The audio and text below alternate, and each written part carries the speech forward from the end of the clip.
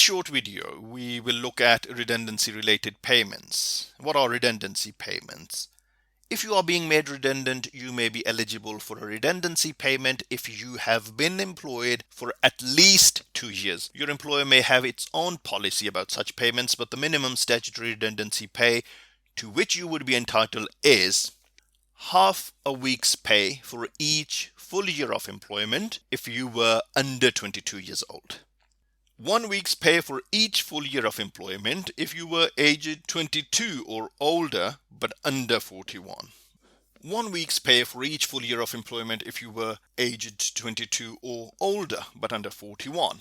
1.5 weeks pay for each full year of employment if you were aged 41 or older. A week's pay is based on your pay before tax and is £538 if the dismissal is on or after 6th of April 2020. Redundancy pay does not have income tax or NICs deducted. The other pay that is relevant to redundancy dismissal is notice pay. Your employer should also give you a notice period if you are made redundant. This is minimum of 1 week's statutory notice for each completed year of employment, up to a maximum of 12 weeks. There may be a contractual notice that you may be entitled to. Your contract of employment may have a more generous notice period, which would instead apply to you.